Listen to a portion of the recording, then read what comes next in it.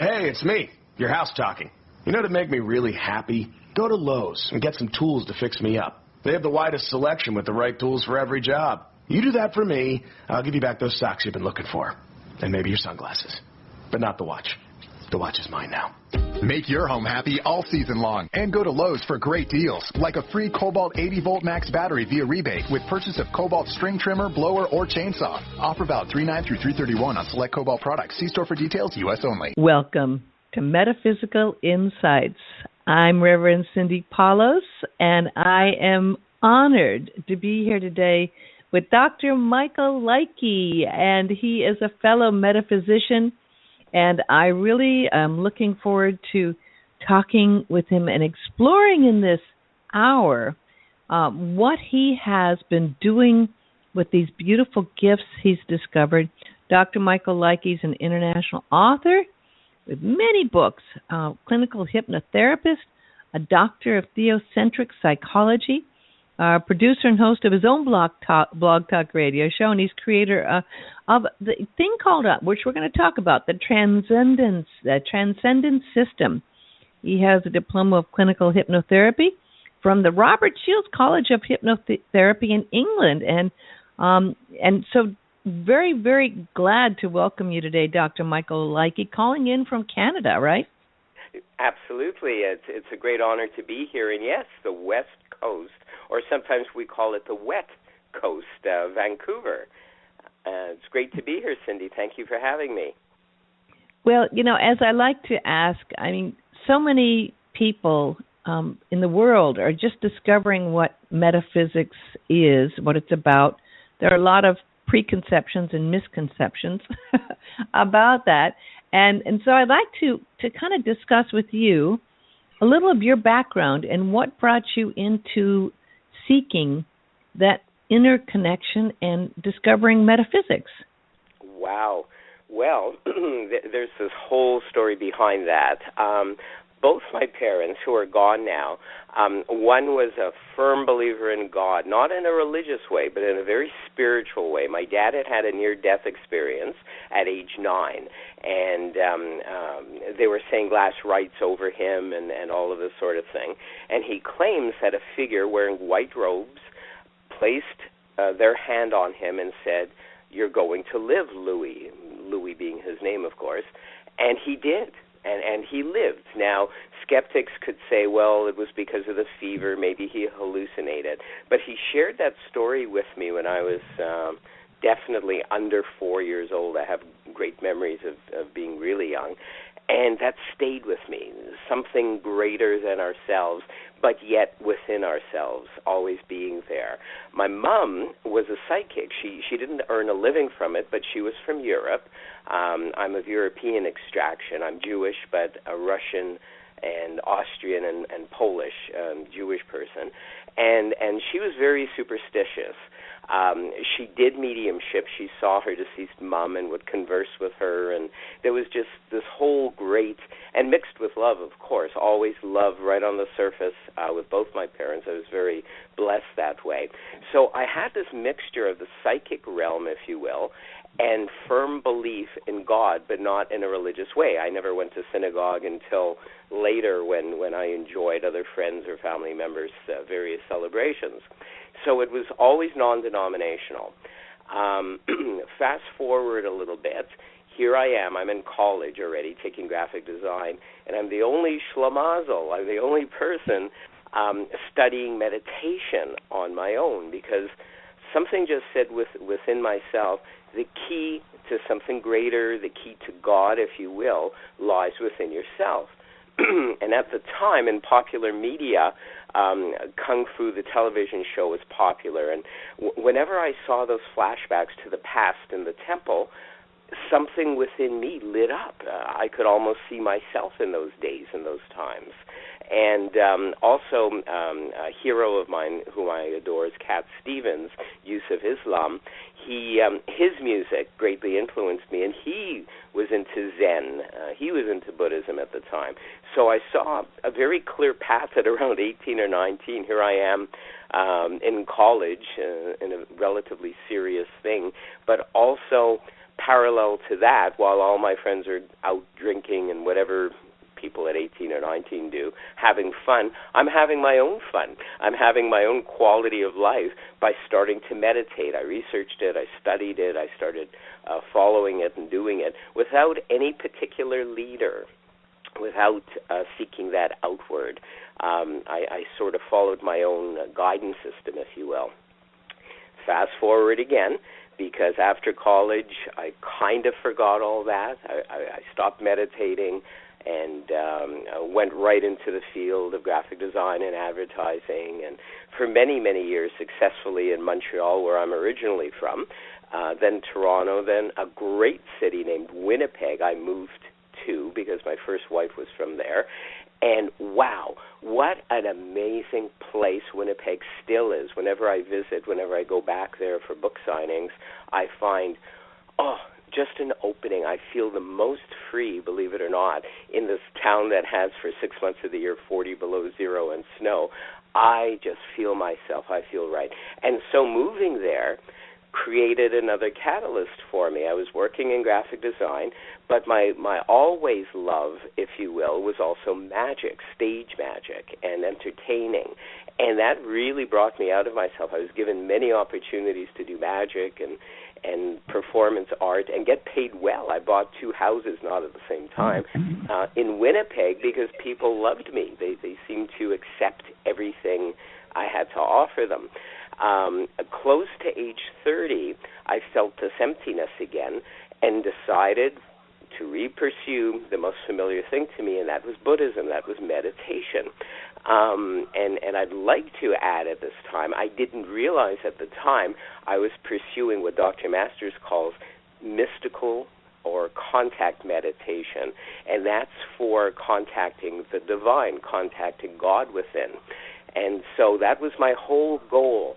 I intuitively felt if I can touch God or be touched by God or experience God in some way, I'll have it all. I'll have everything. I'll feel fulfilled, and that which goes along with the financial success which I was having at the time.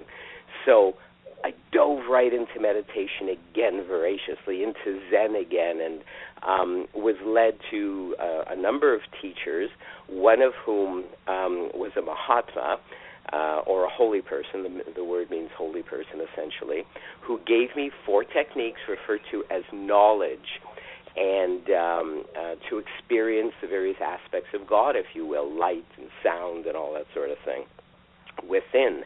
And essentially it's what, again, Dr. Masters would call inner closure. So you're in essence closing your eyes so you can experience, closing your ears so you can hear your inner music or inner sounds, etc.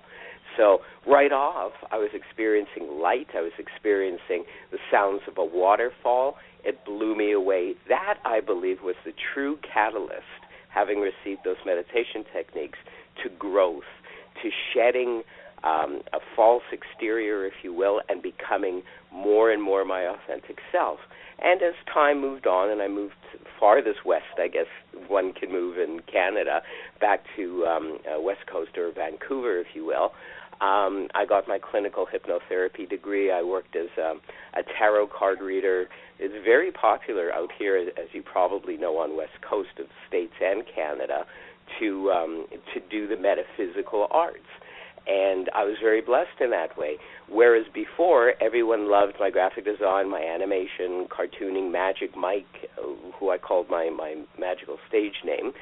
All of a sudden, the God or the universe presented me with opportunities so that I could share even more. I guess the universe knew more than me that I was ready for more growth. How it appeared on the surface was loss. I lost my parents. I lost my whole family. No one was interested in all the stuff I did before. So my ego mind or human mind might have perceived that as loss, as negativity.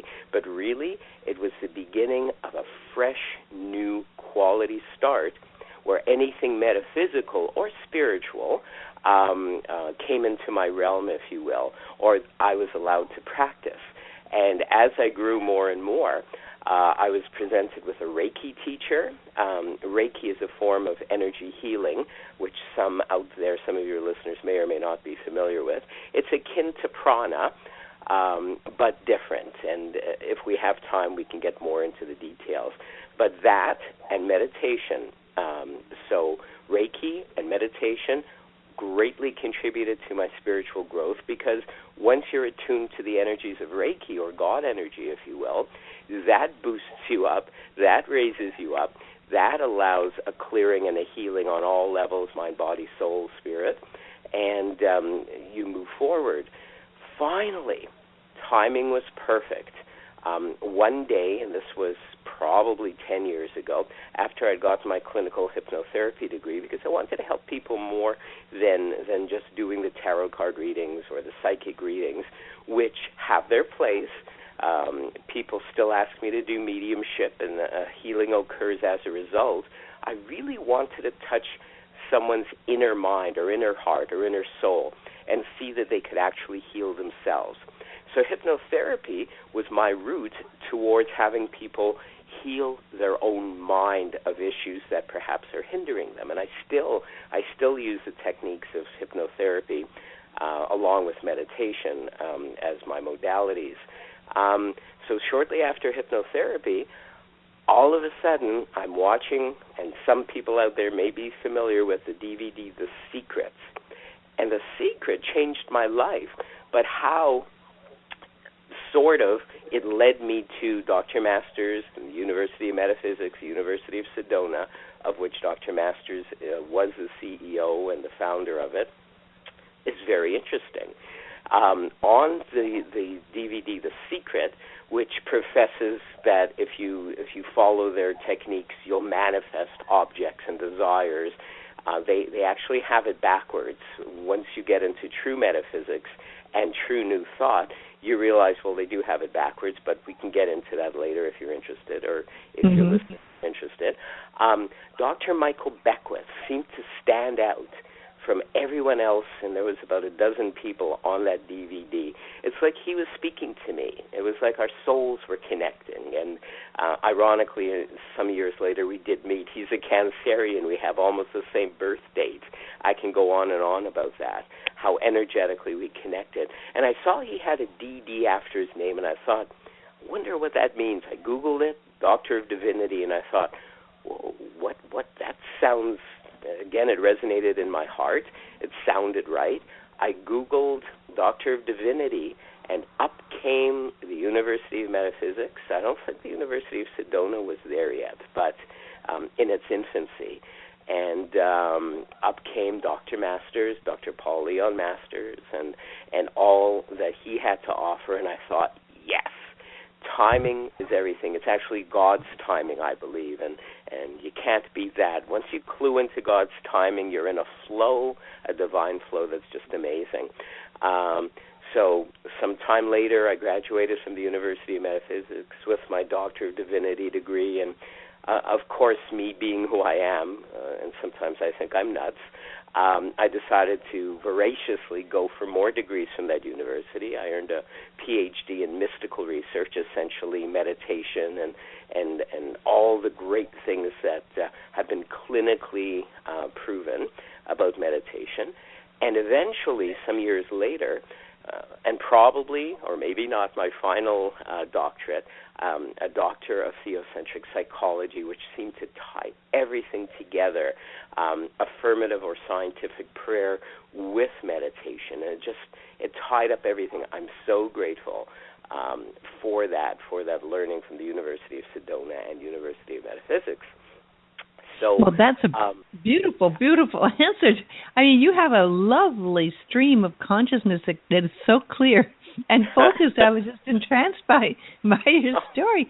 And it seems like your soul obviously is an old soul, and you'd gone through this before. You wouldn't have picked parents like you did without that, and that you really, this was your whole life purpose that you really pursued with your heart 100% to get to the point you're at. And I mean, you know, I have some other friends in the metaphysical field that have one or two, but triple triple degrees is really wonderful, Doctor.